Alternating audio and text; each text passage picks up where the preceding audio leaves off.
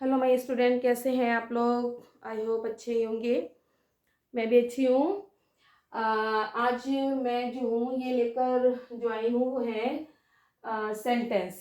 ठीक है, सेंटेंस हमारे जो है हाई स्कूल में भी आते हैं। इसकी जो काइंड्स जो होते हैं, कितने होते हैं, कैसे होते हैं, वो हमारे इस वीडियो में समझेंगे। ठीक है, हमने देखा होता है कि जो हमारा एग्ज़ाम में जो हमारा क्वेश्चन आता है वो इधर उधर करके जो सेंटेंस के जो पार्ट्स हैं इधर उधर करके दे देते हैं और उनको कहते हैं रीअरेंज द सेंटेंस। ठीक है, तो उसके लिए हमें इस चीज़ की बहुत ज़्यादा ज़रूरत होगी। ठीक है, तो चलो आज हम सीखते हैं कि सेंटेंस क्या होते हैं और इसके कितने पार्ट्स होते हैं और हम इसको किस किस तरीके से अरेंज कर सकते हैं। ठीक है, तो मैं बता दूं, सेंटेंस के जो होते हैं दो पार्ट होते हैं मेन, सब्जेक्ट और प्रेडिकेट। ठीक है, सब्जेक्ट हमारा जो होता है वो कर्ता होता है, ये तो आपको पता ही होगा, लेकिन मैं आपको ये बताऊंगी कि इसको हम पहचानेंगे कैसे कि सब्जेक्ट कौन सा है और हमारा प्रेडिकेट कौन सा है। उसके लिए मैं आपको एक सेंटेंस लिखती हूँ। जैसे कि अगर मैं लिखती हूँ दिस इज ए मैन, ठीक है, तो हमें इसमें से सब्जेक्ट अलग करना है और प्रेडिकेट अलग करना है। तो आपको मैं बता दूं, जो हमारे हेल्पिंग वर्ब होते हैं और जो हमारे वर्ब होते हैं, जो मेन वर्ब होते हैं, वो वहां से जो सेंटेंस स्टार्ट होता है वो हमारा प्रेडिकेट में चला जाता है और वर्ब से पहले जो का पोर्शन जो होता है वो हमारा सब्जेक्ट में आ जाता है। मैं आपको एग्जाम्पल करके बता रही हूँ। जैसे मान लीजिए मैंने लिखा दिस, ठीक है, तो दिस तो हो गया हमारा सब्जेक्ट और इज ए मैन हो गया हमारा प्रेडिकेट। ठीक है, तो दिस इज ए मैन हमारा इज जो क्या हो गया, हेल्पिंग वर्ब हो गया और दिस जो हो गया हमारा सब्जेक्ट हो गया। तो हेल्पिंग वर्ब के बाद से जितना भी पोर्शन है वो हमारा प्रेडिकेट वाले पोर्शन में चला गया और दिस जो है वो हमारा सब्जेक्ट में आ गया। इसी तरीके से एक सेंटेंस और लिखती हूं मैं, सीता ठीक सिंग्स, सीता सिंग्स, तो सीता हमारा कहां पर आ गया, सब्जेक्ट में आ गया। सिंग हमारा क्या है, वर्ब है, तो वो हमारा प्रेडिकेट में आ गया। अब सवाल ये आएगा कि भैया हम वर्ब को किस तरीके से समझेंगे कि भाई वर्ब कौन कौन सा होता है। मैं अपनी पिछली वीडियोस में भी ये चीज़ आपको बार बार बता चुकी हूँ, एक बार मैं आपको फिर से बता रही हूँ, जिससे कि जिस वक्त आप ये वीडियो देख रहे हो उस टाइम पर आपको वो चीज़ अच्छे से समझ में आ जाए। तो सबसे पहले मैं बताऊंगी कि हेल्पिंग वर्ब कौन कौन से होते हैं। Is, are, am, was, were, will, shall, has, have. ठीक है, ये सारे जो होते हैं हमारे हेल्पिंग वर्ब कहलाते हैं। और जो हमारे वर्ब होते हैं, जो मेन वर्ब कहलाता है वो होता है हमारा एक्शन वर्ड। एक्शन वर्ड से मतलब होता है जो भी काम हम करते हैं, जैसे खाना पीना, सोना, उठना, जागना, टहलना, गाना, सुनना, ये सारी चीजें जो होती हैं ये हमारे वर्ब आती है, यानी कि सिंग, वॉक, गेट अप, ठीक है, गो, कम, ईट, ड्रिंक, ये सारे जो होते हैं हमारे वर्ब होते हैं, एक्शन वर्ड्स होते हैं। ठीक है, तो अब आपको इतना तो समझ आ गया होगा कि हमारा वर्ब क्या होता है। ठीक है, अब आता है, तो मैंने आपको जो दो वर्ड वाले हुए वो मैंने आपको बता दिए कि देखो सीता यहाँ आ गया और सिंग माने होता है गाना। ठीक है, मैंने भी बताया था, तो गाना, खाना पीना, सोना, तो गाना जो हो गया वो हमारा प्रेडिकेट में आ गया। अब आपको समझ आ गया होगा कि सब्जेक्ट क्या होता है और प्रेडिकेट क्या होता है। लेकिन कभी कभी ऐसा होता है कि सेंटेंस सिर्फ दो लफ्ज तक सीमित नहीं रहता। ठीक है, उसमें और भी बहुत सारे वर्ड होते हैं। ठीक है, जब हमारे उसमें वर्ड और मिल जाते हैं तो हमारा जो सब्जेक्ट है वो दो भागों में और डिवाइड हो जाता है। पहला आ जाता है हमारा क्वालिफायर और दूसरा होता है हमारा हेड वर्ब। अब सबसे पहले मैं आपको ये बता दूं कि क्वालिफायर कौन कौन से होते हैं। ठीक है, तो क्वालिफायर में ज्यादातर क्या आता है, a, an, that, his, her, she, sorry her, ये सारे जो होते हैं हमारे क्वालिफायर में आ जाते हैं। और हेड वर्ड जो होते हैं वो आप मान के चलिए ये क्या होता है, नाउन होता है। क्या होता है, ये नाउन ही होता है, हेड वर्ड हमारा नाउन होता है। ठीक है, अब जैसे कोई एक सेंटेंस है, मैं लिखती हूं कि जैसे a man sleep in the mud. ठीक है, अब मैंने क्या लिखा, देखिए, एक minute, slept man A in mud, ठीक है, ठीक है। तो ये सेंटेंस है बच्चों। ये चीज तो ये है कि आ, इसी तरीके से आपको जो दिए जाएंगे ना ऐसे करके, ये यूं यूं यूं यूं, इस तरीके से आपको एग्जाम में दिए जाएंगे और आपको बोल देंगे भैया इसको अरेंज करिए, ठीक है, इसको रीअरेंज करिए। और इसका अरेंज से मतलब क्या होता है, देखो मैंने आपको सेंटेंस की डेफिनेशन बताई थी कि सेंटेंस वो होता है जो बहुत सारे अक्षरों का या शब्दों का समूह होता है जिससे एक करेक्ट मीनिंग, कुछ मीनिंग निकलता है, ठीक है, सार्थक मीनिंग निकलता है, जिसका एक्यूरेट जो भी मीनिंग निकलता है तो वो हमारा सेंटेंस कहलाता है। अब जैसे सब शब्दों का ग्रुप तो ये भी है, ठीक है, इसमें भी बहुत सारे शब्द हैं, लेकिन इसका कोई मतलब नहीं बन रहा है कि slept man A in mud the, तो इसका कोई भी मतलब नहीं निकल रहा है, ठीक है, तो इसको हम सेंटेंस नहीं कहेंगे। इसको सेंटेंस कहने के लिए हमें इसको अरेंज करना पड़ेगा। तो अरेंज करने के लिए हम अपने इस टेबल के ऊपर आ जाते हैं। जैसे कि मैंने आपको बताया कि क्वालिफायर में क्या चीजें आती हैं, ए है, इज है, द है, ठीक है, इस तरीके की चीजें जो है हमारे क्वालिफायर में आती हैं। तो सबसे पहले हम देखेंगे ए, यहाँ पर क्या आया हुआ है, ए, तो ए जो है हम कहाँ रख देंगे, क्वालिफायर में। कहाँ रखेंगे, क्वालिफायर में, ठीक है, क्वालिफायर में रख दिया हमने।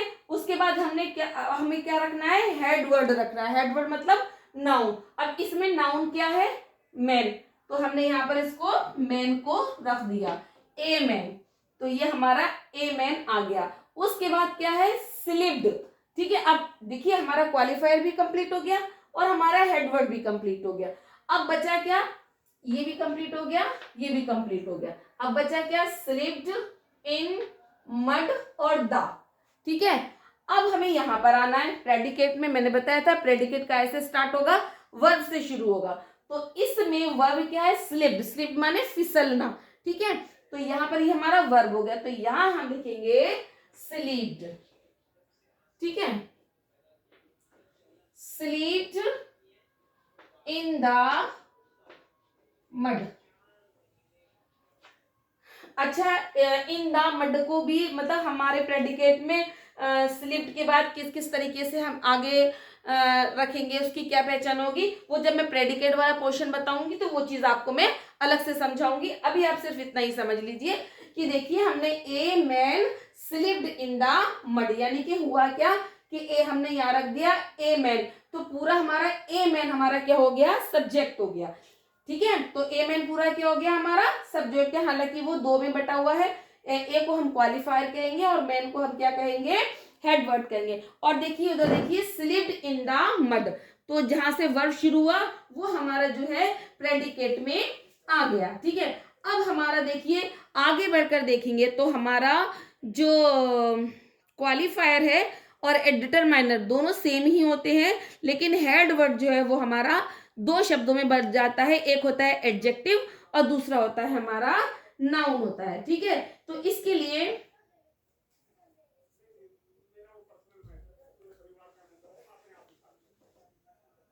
जैसे मैं सीधा सीधा ही लिखती हूँ, a intelligent boy topped the class, ठीक है, टॉप द क्लास। देखिए ये हमारा सेंटेंस हो गया, ठीक है। अब क्या हुआ, ए है, ऑब्वियसली बात है हम क्वालिफायर में रखेंगे। क्वालिफायर और डिटरमाइनर मतलब ये कैसे क्वालिफायर और डिटरमाइनर सेम होता है ये मैं आपको अब आने वाली वीडियोस में बताऊंगी, लेकिन आप अभी इतना समझ लीजिए कि क्वालिफायर और डिटरमाइनर लगभग सेम ही होता है, ठीक है। तो ए है हमारा इसमें, तो ए किस में आ जाएगा, हमारा डिटरमाइनर में आ जाएगा, ठीक है। अच्छा अब आ गए हम एडजेक्टिव पे। अब सवाल ये होता है कि हम एडजेक्टिव को कैसे पहचानेंगे। एडजेक्टिव को हिंदी में हम क्या बोलते हैं, विशेषण बोलते हैं। विशेषण मतलब कोई विशेष चीज, ठीक है। तो अगर हमारा कोई भी वर्ड ऐसा होता है जो किसी चीज की विशेषता बताता है, स्पेशल चीज होती है, वो हमारा एडजेक्टिव में आ जाता है। एडजेक्टिव में आने वाले शब्द कौन कौन से होते हैं? पहली बात तो ये है कि जितने भी कलर होते हैं वो सारे एडजेक्टिव में आते हैं, ठीक है। और उसके बाद कौन कौन सा होता है? काला, गोरा, इंटेलिजेंट, मूर्ख, tall, short, fat, thin, intelligent, brilliant, ठीक है। तो जो भी इस तरीके के सेंटेंस होते हैं जो किसी भी व्यक्ति की क्वालिटी बताता है, विशेषता बताता है, वो हमारा एडजेक्टिव होता है। अब इसमें देखिए, इसमें क्या आ रहा है? इंटेलिजेंट। इंटेलिजेंट हमारा इसमें क्या है? एडजेक्टिव है। तो हम वो कहाँ लिखेंगे? एन ए इंटेलिजेंट, ठीक है। ये आ गया हमारा इंटेलिजेंट, एडजेक्टिव आ गया, ठीक है। अब आया बॉय। बॉय हमारा क्या है? नाउन है। ए इंटेलिजेंट बॉय। अब टॉप्ड, टॉप किया, ठीक है। तो ये आ गया हमारा पूरा प्रेडिकेट में, टॉप्ड द क्लास। जिस तरीके से सब्जेक्ट के इतने पार्ट्स हैं उसी तरीके से प्रेडिकेट के भी पार्ट्स होते हैं, ठीक है। तो ये चीज आप देख करके बिल्कुल भी परेशान नहीं होइएगा कि भाई हम इसको कैसे समझेंगे या इसको हम कैसे अरेंज करेंगे। वो मैं आपको जब प्रेडिकेट समझाऊंगी तो आप लोगों को समझ में आ जाएगा। अभी आप सिर्फ सब्जेक्ट के पर ही अपना पूरा कॉन्सेंट्रेशन रखिए, यही समझिए, ठीक है। तो ये आगे हमारा a intelligent boy top the class, sorry इसमें ए नहीं एन आना चाहिए, हाँ, an intelligent boy topped the class, ठीक है। अब क्या होता है? ये हमारा हमने अभी जो है सब्जेक्ट को, आप प्लीज इसका स्क्रीनशॉट लेते चलिएगा। अभी हमने क्या किया? क्वालिफायर की जगह हमने डिटरमाइनर किया और उसके बाद हमने हेड वर्ड को दो हिस्सों में बांट दिया, किसमें? एडजेक्टिव में और नाउन में बांट दिया। लेकिन अब जो है हमारा जो हेड वर्ड जो है वो कितने में बटेगा? अब बटेगा एडजेक्टिव में, फिर नाउन में और उसके बाद एडजेक्टिव फ्रेज में। किसमें बदलेगा? एडजेक्टिव फ्रेज में। जैसे मैं एक सेंटेंस लिखती हूं,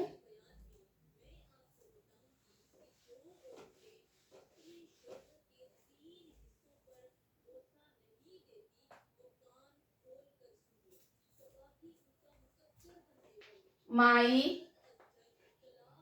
eldest brother, my eldest brother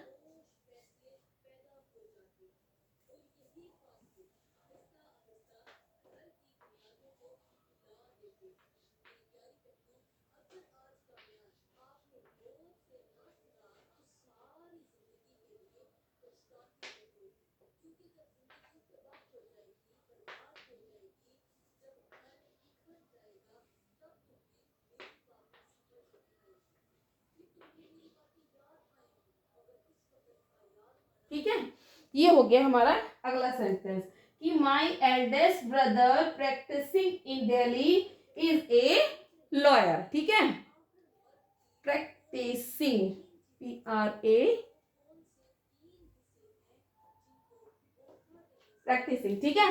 तो ये हो गया हमारा नेक्स्ट जो हमारी कैटेगरी है उसमें आएंगे। अब हमारा क्या है? देखिए मैंने आपको बताया था डिटरमाइनर और ये जो हमारे होते हैं उसमें क्या क्या चीजें आती हैं, माई, ही, हिम। ये मैं आपको ये चीज भी, जैसे डिटरमाइनर में क्या क्या चीजें आती हैं वो मैं आपको अलग लिख करके अपनी नेक्स्ट वीडियो में जरूर बता दूंगी, ठीक है। लेकिन अभी फिलहाल आप इसको ये देख लीजिए कि इसमें किस तरीके से आता है। तो ये जो माई है वो हमारा किस में आ जाएगा?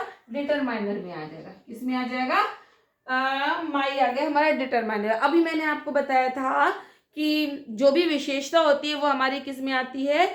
एडजेक्टिव में आती है। अब इन्होंने इनके भाई की विशेषता क्या है कि वो एल्डेस्ट है। एल्डेस्ट मतलब सबसे बड़े हैं, तो इसीलिए जो है माई के बाद हम क्या लगा देंगे? एल्डेस्ट। और उसके बाद नाउन क्या आ गया हमारा? ब्रदर, ठीक है। माई एल्डेस्ट ब्रदर। उसके बाद क्या आया? प्रैक्टिसिंग इन दिल्ली, ठीक है। अब आप एक चीज देखिए कि यहां पर जो है हमारा प्रैक्टिसिंग है, ठीक है, वर्ब नहीं है ये। जिस तरह से हम, क्योंकि इस सेंटेंस के अंदर हमारा जो वर्ब आ रहा है वो ये आ रहा है, ठीक है। तो ये जो पूरी लाइन होती है जो प्रैक्टिसिंग इन दिल्ली, ये हमारा आ जाएगा एडजेक्टिव फ्रेज में।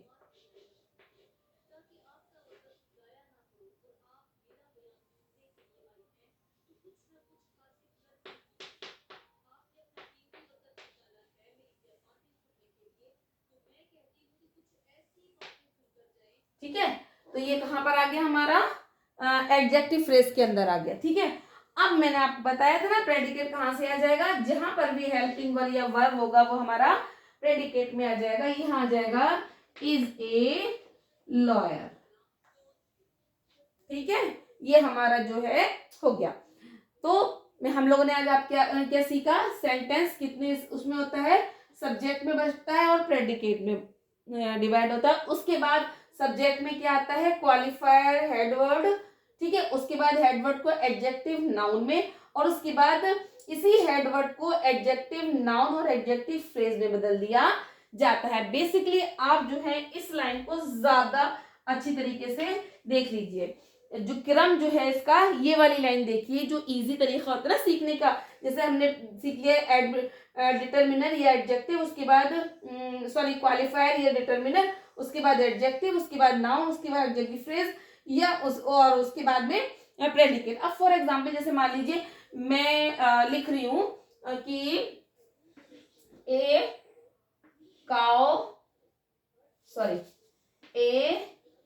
Black cow is coming. ठीक है, मैंने ये लिख दिया, और ए ब्लैक काउ इज कमिंग। ठीक है, तो अब क्या करना है, हमें पहले क्या देखना है, ये हमारा क्या हो गया, एडजेक्टिव हो गया। ये हमारा क्या हो गया, इसे या डिटरमाइनर कह लीजिए या क्वालिफायर कह लीजिए। ठीक है, काउ हमारी क्या हो गई, नाउन हो गई। ठीक है, और यहाँ इसके बाद से तो हमें भी इस वक्त कोई मतलब ही नहीं है, क्योंकि ये हमारा पूरा प्रेडिकेट हो गया। ठीक है, तो हमें इसमें किस से मतलब रखना है, किससे मतलब रखना है, डिटरमाइनर या क्वालिफायर से, एडजेक्टिव से, नाउन से। इसमें एडजेक्टिव फ्रेज नहीं है, इसलिए हमें इससे कोई मतलब नहीं है, और फिर सीधे हम कहाँ जाएंगे, प्रेडिकेट के ऊपर चले जाएंगे। ठीक है, तो ये वाला जो लाइन है, ये वाली लाइन, आप इस वाली लाइन को ज्यादा अच्छे से लर्न कर लीजिए, जिससे कि क्योंकि यही ऊपर से नीचे तक होते हुए आई है। और अब ये आपका हो गया। अब मान लीजिए मैं लिखती हूं एडजेक्टिव नाउन। ठीक है, अब जैसे मैं लिख रही हूं,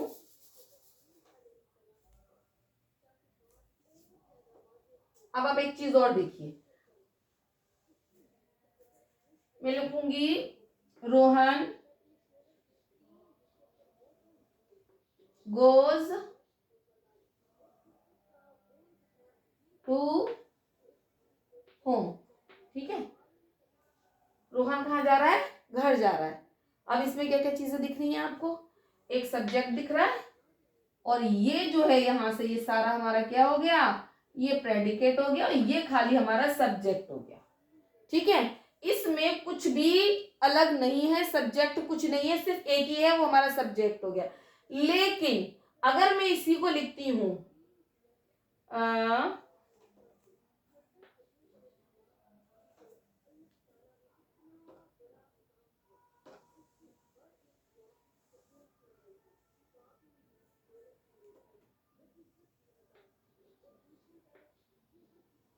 माई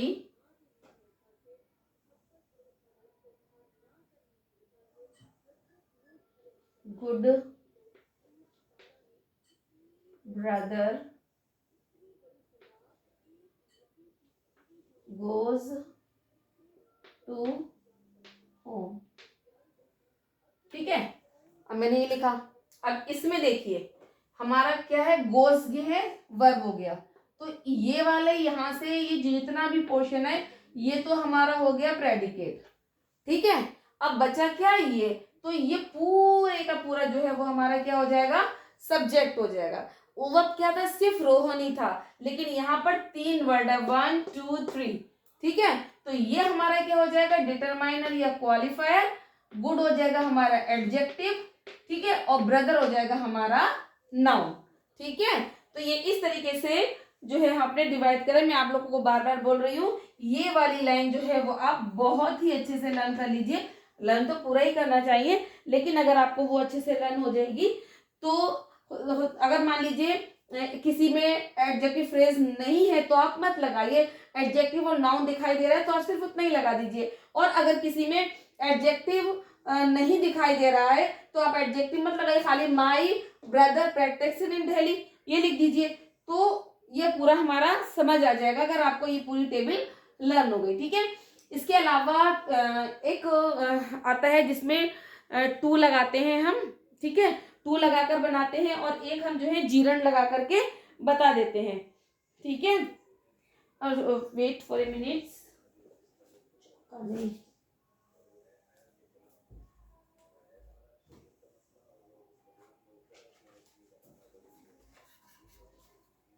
अब जैसे थोड़ा सा ऐसा एसएल वाला होता है,